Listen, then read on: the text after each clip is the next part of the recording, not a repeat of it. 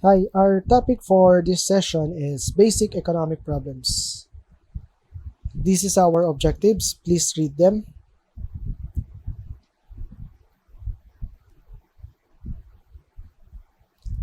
Let's talk about the problem of economics. We can summarize that problem in one word: scarcity. Scarcity is the human condition of having limited resources. As we all know, most of the resources that we need to survive is limited. Okay, it means that it is not infinite, no. Even the things that we take for granted, no, like drinking water as of this moment may be abundant, but there will be come a time in the future that it will run out. So that's the meaning of scarcity. The purpose of economics is to bridge the gap between the limited resources or the scarce resources to satisfy our unlimited wants and needs. Always remember that that's the purpose of economics. How to make the scarce resources enough for our unlimited wants and needs. Okay? The other term that we'll be hearing a lot is shortage. Okay? So shortage in Filipino, kakulangan. Scarcity, kakapusan. So we can say that shortage is a symptom of a mismanagement in economics. Ibig sabihin, pag pumalpak ka sa economics, magkakaroon ng shortage. Because as I said earlier, the purpose of economics is to manage our limited resources in order for it to be enough for everyone. So if you're good at economics or managing the resources, then the scarce resources will be enough. There will be no shortage. But if you're not good, okay, so you're a whack job in your job, then there will be shortage. Scarcity is a natural condition of the world. Okay, we do not have any scientific means to turn all of our resources infinite. I think the only resource that is infinite for us is sunlight. Okay. Now, while on the other hand, shortage is a market phenomenon wherein the demand for product is greater than the supply. If you have any clarifications, just comment it in our weekly question thread. Now, as a note, we mentioned sunlight, no? In economics, we are only dealing with scarce resources. Okay, so things that may run out. When talking about economics, we have four fundamental choices. So we have production, distribution, consumption, and growth over time. Let's deal with production first. Production, according to your grade 9 economics class, is the combining of factors of production, land, capital, labor, and the entrepreneur. Okay, combination, tama ba spelling natin? Okay. Okay, but anyway, combination of the factors of production to produce product or services. So, if we can combine that, we will come up with a product, no? For example, fishbowl. When you're a producer, you'll be dealing with the question of what to produce and how to produce. Now, let's go next. We have two types of goods. We have the consumer.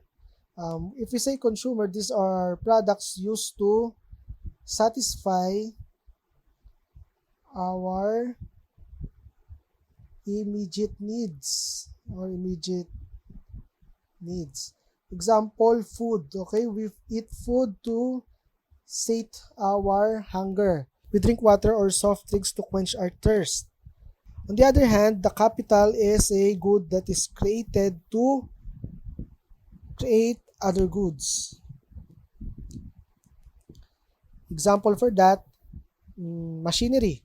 Okay, you buy machinery to in order for that machinery to create other product. Okay, ano pa ba? Hammer, martilyo. Okay, martilyo is a capital good because you don't use hammer for your immediate need unless you're a serial killer and hammering people takes you off. Okay, in order to decide what to produce, we have to consider two things. So number one is the available resources. Okay, in the Philippines, we are producing agricultural product.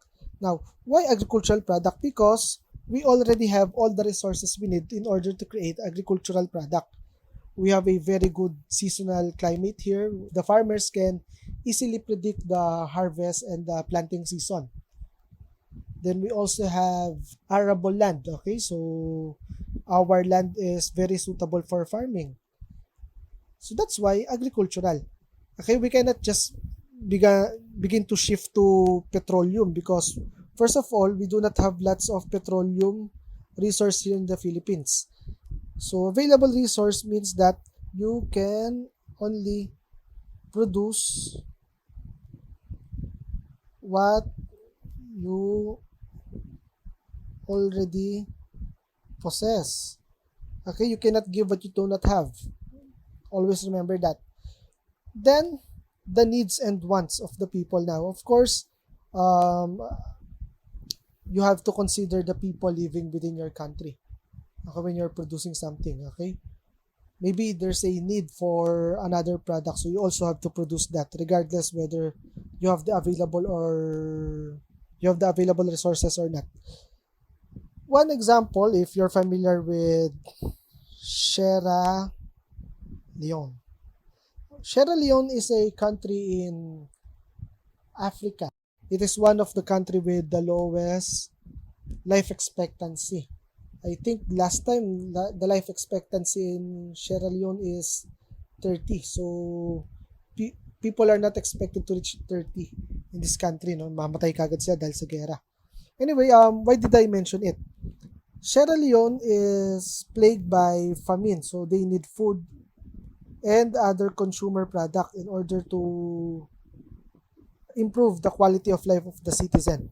However, instead of producing food and consumer goods, Sierra Leone is very much invested in the production of uncut diamond. Why? Because uncut diamond is abundant in Sierra Leone. So they are adhering to the concept of produce what is already available in your country. Okay?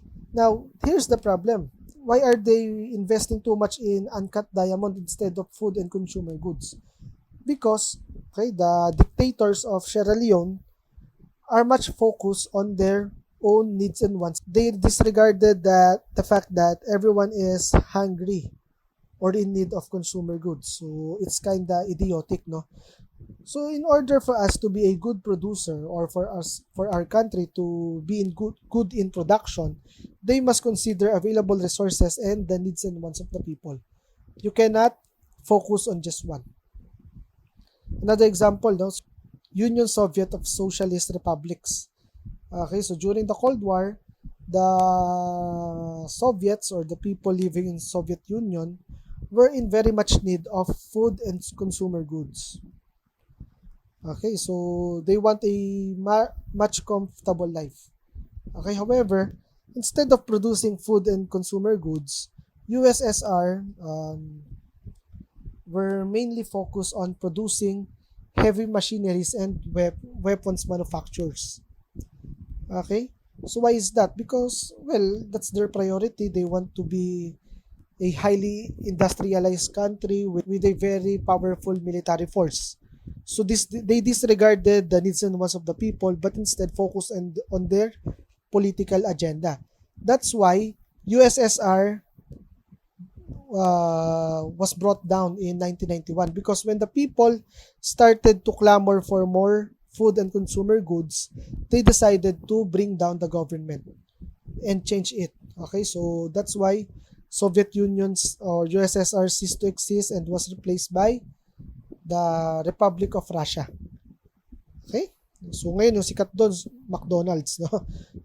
Sabi nga ng mga Americans, no? The Americans defeated Russia using McDonald's. Okay? So in 1991 they introduced McDonald's in Russia and people started to demand for more consumer goods. That's kind of ironic, no? Di nila alam unhealthy yung McDonald's. Anyway, cost of production. When you are producing something, the next question to think about is how would you produce those products or services? as much as possible, you want to lessen the cost. Okay, you want to lessen the cost. Now, how can you lessen the cost? You will have lower costs if something is already available. The cost will be high if it is not available. Okay, unavailable for the moment. Halimbawa, naubusan ka ng rekado sa bahay, nagluluto ka. So instead na bumili ka ulit sa labas, mas mainam na maghanap ka na lang ng alternative sa loob ng bahay nyo. So that way, mas mapapalit mo yung cost of production mo dun sa niluto mo. Nakuha ako rito.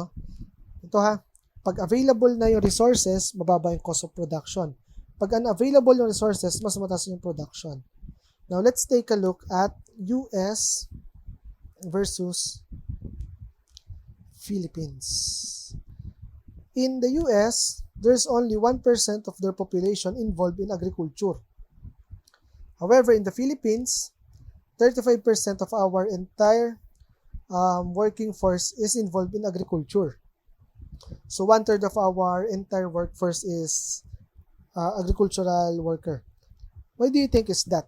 It is because here in the Philippines, what is already available for us?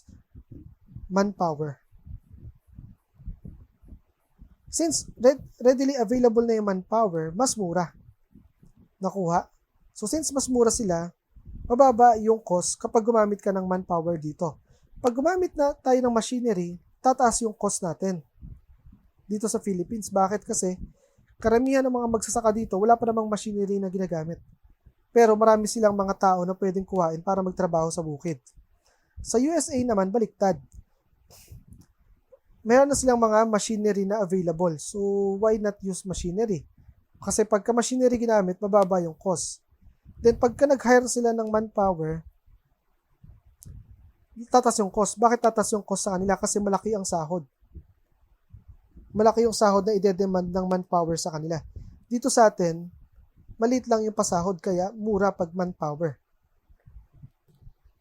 Kapag may questions kayo, pakilagay lang dun sa weekly comment thread natin. This question was raised to me by a student before. Why can't we just produce everything we need? Now, this is where the concept of opportunity cost will be presented. No? It is said that you can only pursue something by giving up something. Okay, why is that? Because all of our resources is scarce. Okay, sorry. Just for example na lang, no, nanonood ka ng TV, so meron ka 20 minutes of spare time. You can choose to watch Brooklyn Nine-Nine or Big Bang Theory. You cannot watch both shows at once. Ganoon din sa economics, no? Since scarce ang resources ng government, limitado, we can only focus on one at a time. Example, face mask or food. If tinaasan natin yung production ng face mask, kukonti yung production natin ng food. So bakit? Kasi yung resources na para sa food, mapupunta sa production ng face mask. Then pag tinaasan natin yung production ng food, bababa yung production ng face mask kasi yung resources mapupunta naman sa food. Okay, so I think we're clear on that. Tama ba? Now, if you'll ask me, no, meron tayong choice B, choice D, choice C, choice A, choice X. Alin yung pinakamaganda rito? Now, my answer is, hindi ko masasagot. Bakit? Kasi we need the situation. Ano ba yung situation, no? So, kung kailangan natin ng maraming face mask dahil yun yung situation, di choice B. Pag wala namang pandemya, choice C kasi kailangan natin ng pagkain. Or if you want a more balanced approach, pwedeng D. So, lahat ng questions dito, or alin yung mabuti, sa B, D, and C ay nakadepende sa situation. What is important is that the choices that you'll be choosing is within the production possibilities curve, or in grade 9, the production possibilities frontier. Kapag nandito sa line na yan, yung choice mo, no? Nandito siya sa mga line na to, ibig sabihin, efficient yan. So what do you mean efficient? It means that all the resources were being used to produce something. Walang sayang. Tama ba? So if you choose B, it means that all the resources that was not used for food was used to create face mask, and you got the maximum amount of productivity for face mask. If you choose C, it means that all the resources were put in the production of food, so therefore you got the maximum output for food. Okay? The problem is if your choice is within the production possibilities curve, because it means that you produce a small amount of face mask and you produce a small amount of food. It means that there are some resources that are not properly handled or were not used efficiently. So if it's inside the curve, it is inefficient. Okay, now let's take a look at the human resource of the Philippines during the pre and the current pandemic period. No? As you can see, no, maraming mga shift na nangyari.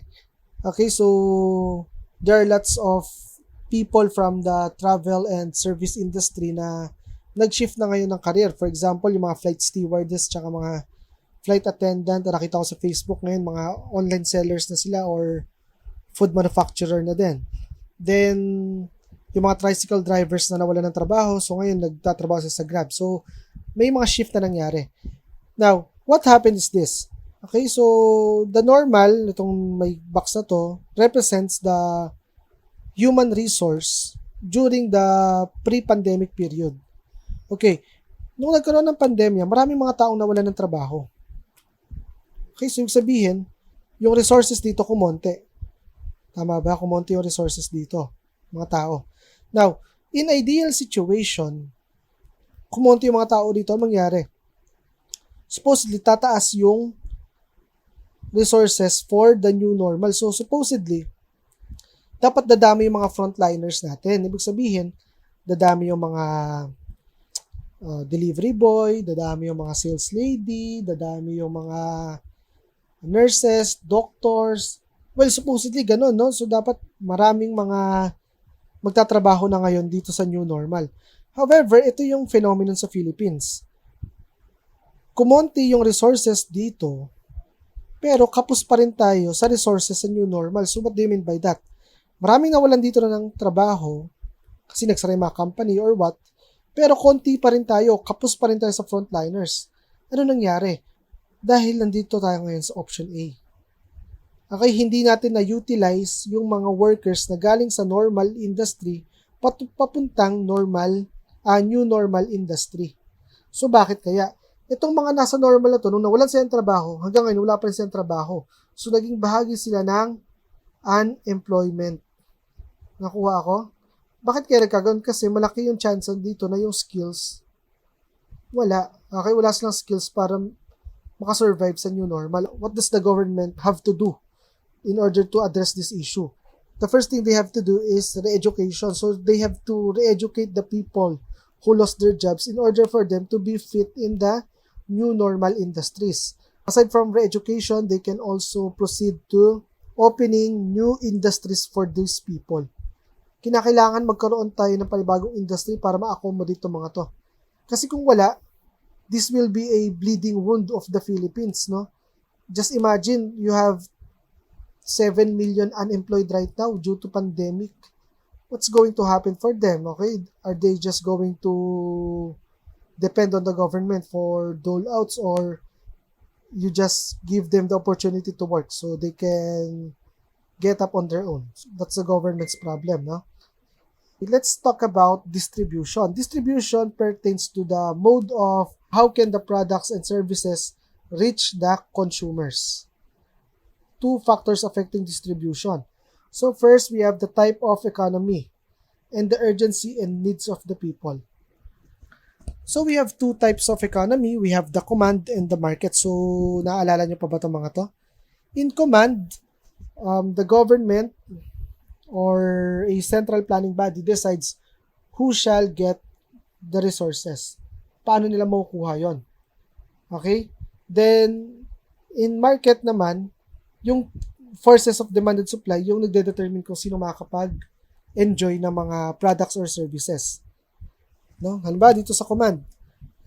Sa command, yung government yung magsasabi, no?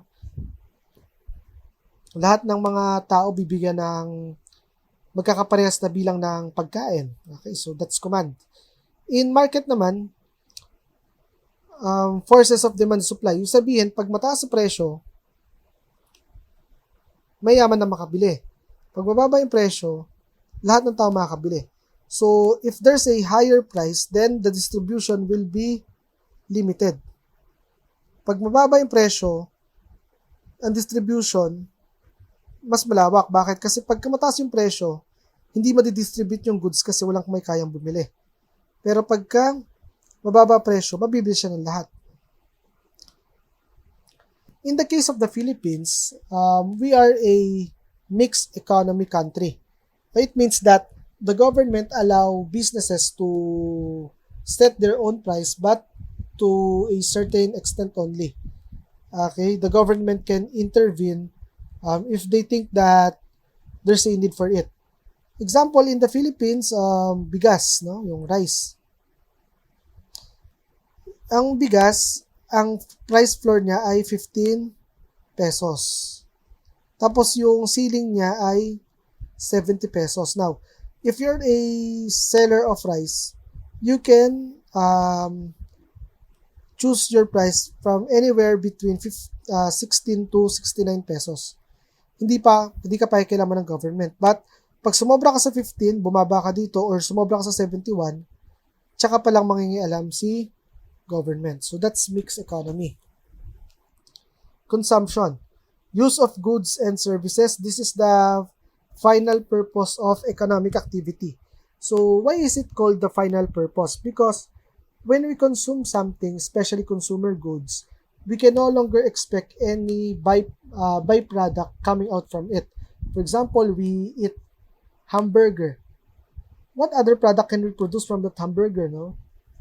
In consumption, it involves the choice of who will consume, what goods and services to consume, and by how many. Who decides that? Okay, so it depends on the factors. So first, the type of government. In command government, even the consumption is controlled by the government. Example I can think of is China. So probably, no, na kilala niyo naman yung mga Chinese, okay? Baka isa kayo sa mga gustong maging kolonya ng China, no? Sa China, meron tayong tinatawag na social credit system. So ano to, no? So pag mataas yung social credit mo, ibig sabihin, lahat ng products available sa'yo, pwede mo siya bilhin. Pag mababa yung social credit mo, lahat ng products and may mga products and services ka na hindi mo pwede gamitin. At so yung sabi doon yung government. Now, paano mo mapapataas yung credit system mo? Pag mataas yung pinag-aralan mo, kapag kagalang-galang ka, pag nirespeto ka ng mga tao, wala kang utang, wala kang violation, hindi ka namumuna sa government mo. So, tataas yung social credit system mo. Pagka kabaligtaran naman ng mga yon, bababa yung social credit system mo, no? Now, ganito yan. Kapag mataas ang credit social system mo, open sa iyo yung mga tindahan, no? Pero pag mababa, hindi ka pwedeng sumakay sa eroplano, hindi ka pwede sumakay sa bullet train, hindi ka pwede pumasok sa supermarket ng mga ganda. So, yung government, yung nagtuturo sa iyo kung ano yung pwede mong konsumo. Ganun sa China. Kasi command economy sila. Okay, so kung gusto nyo masubukan, then maging colony tayo ng China. Okay, then let's see, saan kaya tayo mapupunta. Now, other factors dito is syempre income tsaka trends. Okay, so pag malaki sahod, may kakayahang mag-consume ng mas marami. Pagka konti sahod, konti lang. Then of course, trend. Ano ba yung mga uso ngayon? So yun yung maikokonsumo. Let's take a look at the CDC's statement regarding face mask. According to World Health Organization, face masks should be worn only by people who are working with the sick people in close proximity, no? And of course, the sick people. So, pag healthy ka daw, hindi mo kailangan magsuot ng face mask. Ito yung question. Is that really a question of medicine or economics? Well, I have a newsflash for you. That is an economic statement. Bakit? Kasi, ang face mask, kagaya ng iba pang resources, ay scarce. Ibig sabihin, konti lang yung face mask. So, sinasabi ni WHO o ng World Health Organization, huwag ka mag-mask kapag healthy ka. Hindi dahil sa hindi ka mahawaan ng coronavirus, but rather, ibigay mo yung face mask mo sa mga tao na most likely mahahawaan. Ibig sabihin dito, pinaprioritize nila kung sino yung dapat magsuot ng face mask. Diba? So, sinabi to ng World Health Organization noong March hanggang April. Ito yung stand nila. Huwag ka daw magsuot ng mask kung healthy ka naman. Not on the basis of medicine, but rather on the basis of economics. Kasi pag lahat ng tao nagsuot ng face mask, mauubusan ng mask yung mga frontliners. Tama ba? However, fast forward tayo sa kasalukuyang panahon, so nasa July na, iba na yung stand ngayon. Ngayon na sinasabi lahat na dapat ng tao nakamask. So bakit nagkaganon bigla? Kasi, ibig sabihin, yung production ng face mask ay hindi na kasing hirap ng dati. Kasi before nung March tsaka April, ang face mask napakamahal eh. Okay? Mahal siya tapos ang hirap i-produce. Pero since nakasabay na yung supply natin sa demand ng face mask, pwede na tayo mag-face mask lahat. Okay? So, yun na yung recommendation ngayon. Okay? So, galing, di ba? Even World Health Organization is affected by concept of economics. The next ay growth over time. Now, the general trend of human population is upward. So, it means every year palaki na palaki yung population ng mundo. However, ito yung concern ng mga tao, no? Habang dumalaki yung population natin, palit naman ng palit yung mga resources natin or nananatili silang as is kung gaano kadami noon. Bakit kaya? Kasi hindi naman lumalaki yung planetang Earth, no? Hindi naman lumaki yung mga kontinente. So, ibig sabihin, constant pa din yung dami ng mga resources natin. Pero tayo parami ng parami. The question is, how to sustain that? Kaya, as a generation, okay, so as part of the human population, it is imperative for us to find ways to find new resources, make production more efficient, and to improve technology. Kasi pag tinigilan natin yung improvement natin, baka magkaroon ng tagutom, okay? So, mauubusan tayo ng resources. Okay? Tingnan natin to, no? Production possibilities curve ulit. So, sabi natin, itong nasa blue line, efficient. Yung nasa red line, inefficient. Pag ikaw nasa X, ito yung tinatawag natin na super efficient, hindi. Ito yung maaabot natin kapag nag-improve tayo sa ating technology or dun sa ways natin, no? Pag nakahanap tayo ng panibagong resources. So, ibig sabihin, ito yung target natin. Pagka-growth over time yung pinag-uusapan. Balak nating lumabas ng curve. Dapat mag-shift tayo papuntang kanan. Shift to the right. Kailangan makapag-produce tayo ng mas marami. Okay tayo? Oh, sige. Kung may mga questions kayo, no, paki-comment na lang doon sa thread natin. Now, if you can still remember Karl Marx, the father of communism, he said that capitalism is evil. Okay, so bakit daw evil yung capitalism? Capitalism says that every man is for himself. So, everyone must get everything for himself. Everyone must strive to get what is best for them. Dapat wala kang pakialam sa kapitbahay mo kasi yung kapitbahay mo, ang iniisip niya lang din, yung sarili lang din niya. Kanya-kanya tayo. So, lahat daw ng tao dapat sabi natin dito, no, mag-asam na makuha lahat ng gusto niya. Ngayon, si Karl Marx, nag-aalala siya. Kasi para kay Karl Marx, kung lahat ng tao mag-iisip ng kagaya ng capitalism, darating yung punto na yung resources natin ay hindi makakasabay sa growth over time. mauubusan daw tayo. So, sinulat to ni Karl Marx noong 19th century. So, takot si Karl Marx, no? Kung ganyan kayo mag-isip, darating ang punto, mauubos ang mga resources, then magkakagulo, babagsak ang human civilization. So, in response to that, sabi ni Karl Marx, kinakailangan maging komunista. So, dito pinanganak yung communism. Kasi sa communism, hindi ikaw ang kukuha ng resources mo, but rather ibibigay sa'yo. Sino magbibigay? Ang government. At ang ibibigay sa'yo ng government, hindi sobra. Yung sapat lang. Kasi sa capitalism, kung tayo isipin mo, no? Sa capitalism, pupunta ka ng grocery store, tapos papakyawin mo lahat ng paninda. Tama? Sa communism, hindi. Nasa bahay ka lang, aabangan mo yung government para bigyan ka ng 3 pirasong delata.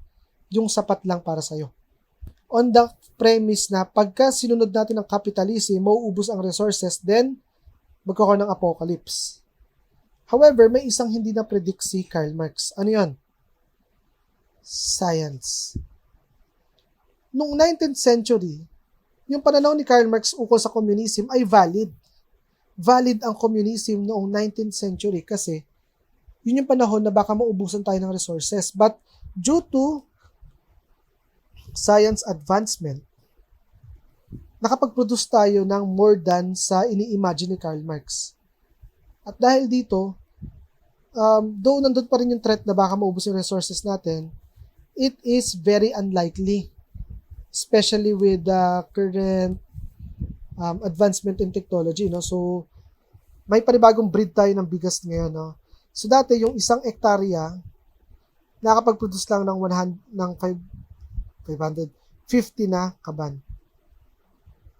But due to new breed of rice, yung 1 hectare ngayon, nakapag-produce na ng 150 kaban. Si Karl Marx ay relevant ng 19th century, but due to science, naging obsolete na yung paniniwala ng mga komunista. Okay, so it's already a dead cause. Medyo mabigat itong topic natin na to, no? Kasi fundamental questions of economics. So, ibig sabihin, dito nakaangkla lahat ng mga pag-aaralan natin. Kaya huwag kayong mabahala na magtanong sa comment section. So sana naiintindihan ninyo yung pagsasalita ko, no? Ilang pala yung ganitong pagtuturo kasi masanay ako na kaharap ko yung mga estudyante. Okay? So if you have questions, make sure to comment it down on the weekly question thread. Tapos maghanda kayo pa sa inyong assessment anytime this week.